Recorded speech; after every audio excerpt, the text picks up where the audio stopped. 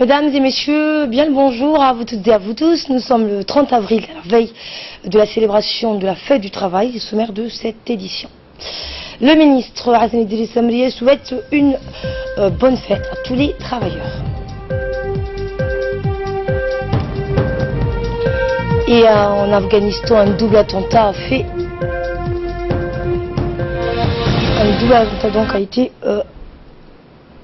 Bonjour et merci de nous accueillir chez vous. Et nous entamons cette édition par ce déplacement, donc déplacement du ministre de l'Énergie, toujours dans la continuité de leur déplacement dans les localités périphériques de Dikil. La délégation conduite par le ministre de l'Énergie, chargé des ressources naturelles, Younes Ali Guedi, est composée du secrétaire général du ministère de l'Énergie, de 3 parlementaires de la région, Mahmoud Hassan Farah et Mohamed Aden Jama', ainsi que Jama' Guidi, du préfet du Dikil, Mohamed Cheikh Hassan, du président du conseil régional, Abdelrahman Younes Ali, et du chef de corps de Riyad, le colonel Dissouman Alayé, se sont rendus ce vendredi dans la localité de Sankal et de Chekeiti, où ils ont distribué aux familles un important don composé de kits solaires, comprenant un panneau solaire mobile, 3 lampes et 3 stations radio, des moustiquaires, des ustensiles de cuisine et des vêtements aux habitants des localités concernées.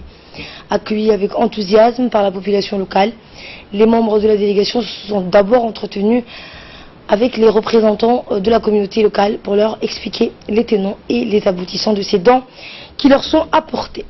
Après avoir remercié les habitants pour l'accueil chaleureux qui leur a été réservé, le ministre de l'Énergie a expliqué que ce don intervient dans le cadre d'un programme initié par le président de la République, Ismaël Marguelé, dans le but de faciliter l'accès à l'énergie aux populations des zones rurales et contribuer ainsi à l'amélioration de leurs conditions de vie, en précisant qu'un don similaire sera offert aux habitants de toutes les localités rurales dépourvues d'électricité. Et le ministre de l'Énergie a également profité de cette occasion pour adresser ses remerciements à 2 de ses collègues, à savoir le ministre de la Santé et la secrétaire d'État chargée des Affaires sociales, Mme Mouna Usman Aden, qui, a-t-il dit, ont apporté leur contribution à l'achat de ces matériels. Voici ses propos. Nous voyons devant nous les kits solaires que nous avons octroyés, auxquels nous avons déjà installé sur un tout cool, un campement nomade du village de Sankal, et la différence s'est fait voir. Ces kits solaires qui est composé de 3 lampes, plus une grande lampe qui allume tout le tout cool, et des prises de recharge téléphonique, plus une prise et une radio intégrée déjà sur le chargeur et la batterie du kit solaire. Mais on ne s'est pas arrêté là. Nous avons aussi octroyé aujourd'hui, avec l'aide de mes frères et sœurs du gouvernement, notamment du ministère de la Santé, qui nous avait transmis et donné des moustiquaires pour nos concitoyens, mais aussi la secrétaire d'État à la solidarité, qui nous avait donné des vêtements et des ustensiles de cuisine pour les familles de toutes ces localités. Donc aujourd'hui, nous sommes plus que contents d'avoir octroyé, et la différence s'est fait sentir déjà en notre présence déjà. Ça ne s'arrêtera pas là. Les kits se déploieront un peu partout dans tous les pays. Nous allons entamer la distribution des kits solaires restants dans toute l'étendue du territoire national, du sud au nord, d'est en ouest. Et la prochaine étape sera bientôt connue, et mes équipes et mes collaborateurs et mes frères des autres départements ministériels se déplaceront certainement avec moi. Et nous sommes le 30 avril 2018, la veille donc de la fête du travail, suivant cette déclaration faite par le ministre du Travail, Hassan Idriss Amrié. Travailleuses, travailleurs, en ce 1er mai, jour symbolique, décrété fête du travail par la communauté internationale, j'adresse au nom du président de la République, du gouvernement et en mon nom propre, un message d'espoir et de solidarité à nos forces vives. Je souhaite une bonne et heureuse fête de travail à tous les travailleuses et travailleurs. Je formule le vœu pour que les rapports sociaux restent apaisés et que dans le dialogue, nous arrivions à nous rassembler autour d'objectifs communs pour répondre aux priorités et faire face aux difficultés afin de surmonter les défis. la lutte contre le sous-emploi et l'urgence sociale et nécessite un engagement et une détermination. Le gouvernement prête une grande attention à toutes vos doléances, partage vos craintes. Malgré les efforts entrepris, il reste beaucoup de chemin à parcourir. Le chômage reste présent et frappe particulièrement notre jeunesse. Il est donc essentiel pour les partenaires sociaux d'agir ensemble pour assurer la cohésion sociale. Le 1er mai est aussi le moment indiqué pour faire le point sur les avancées sociales et d'écouter les attentes exprimées par les travailleurs. L'année écoulée a été riche en événements importants. Sur le plan institutionnel, elle est marquée par les élections législatives. L'Assemblée a été renouvelée. Sa composition présente cette fois une caractéristique particulière. Des progrès ont été accomplis dans la dimension genre en allant vers une meilleure intégration politique et économique de la femme dans la société. La femme djiboutienne a accédé à la fonction du parlementaire en nombre important. L'autre enseignement que l'on peut tirer de ces scrutins est l'attachement du peuple djiboutien au projet présidentiel. Cette adhésion n'est pas le fruit du hasard, mais la résultante de la politique de développement impulsée par le chef de l'État, basée sur la valorisation des atouts de notre pays. Cette vision est concrétisée par la construction de plusieurs ports dans la capitale et les régions pour faire de Djibouti une plateforme internationale d'échange et de transit.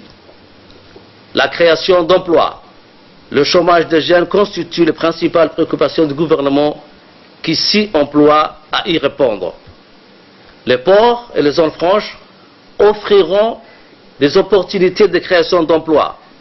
La croissance reste à un niveau appréciable et nous donne toutes les raisons d'espérer à un meilleur avenir.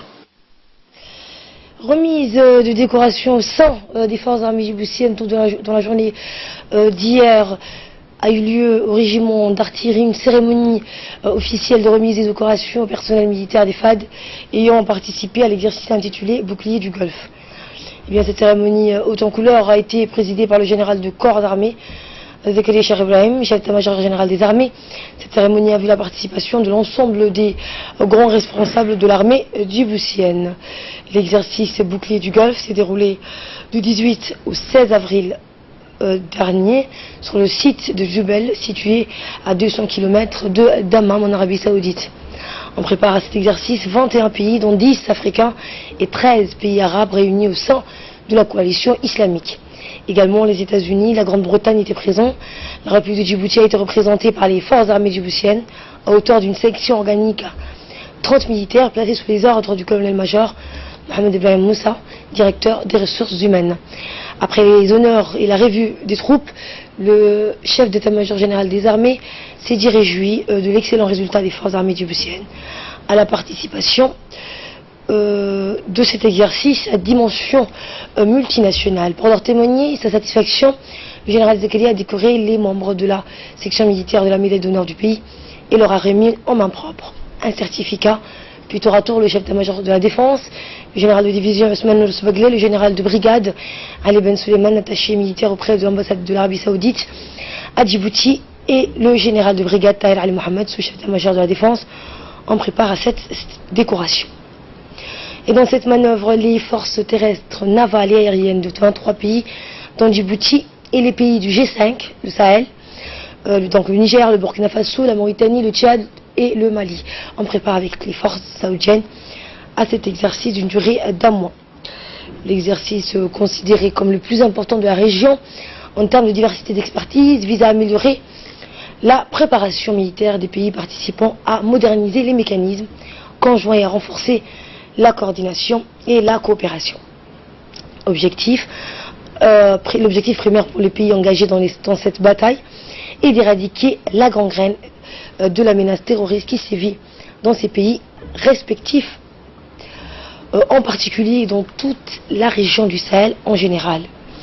Il est à signaler que l'Arabie Saoudite contribue activement au financement de la force conjointe G5 Sahel, une organisation sahélienne conçue et mise en œuvre par 5 pays du Sahel en réponse à la menace terroriste.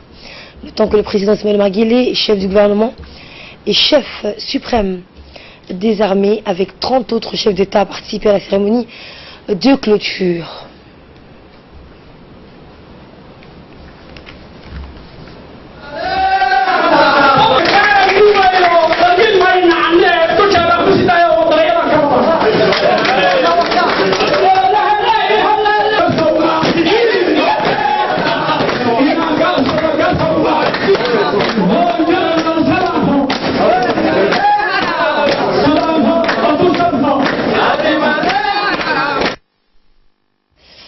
Et de là, nous passons à ce qui domine l'actualité hors de nos frontières en Afghanistan pour commencer. Samater Serri est avec nous sur le plateau. Bonjour Samater. Bonjour Asma. Et 2 explosions ont frappé la capitale afghane ce matin en pleine heure de pointe. Au moins 21 personnes ont été tuées, 5 blessés. Effectivement, Asma, 2 explosions ont frappé la capitale afghane ce matin en pleine heure de pointe. La première bilan a fait au moins 21 morts, d'une dizaine de blessés. Parmi les victimes, Asma, on dénombre 4 membres de la presse internationale, dont le photographe du bureau de l'AFP à Kaboul et un caméraman de la chaîne Al Jazeera. La première explosion a été perpétrée par un kamikaze à moto devant une école anglaise dans le secteur de Shahdark, tout près du siège des services de renseignement afghans à Kaboul. Et Bolloré qui s'exprime après sa mise en examen pour corruption. Effectivement, Vincent Bolloré s'est exprimé pour la première fois depuis sa mise en examen pour corruption. La mise en examen intervenue mercredi dernier après 2 jours de garde à vue dans le cadre d'une enquête sur les conditions d'attribution des concessions portuaires en Afrique.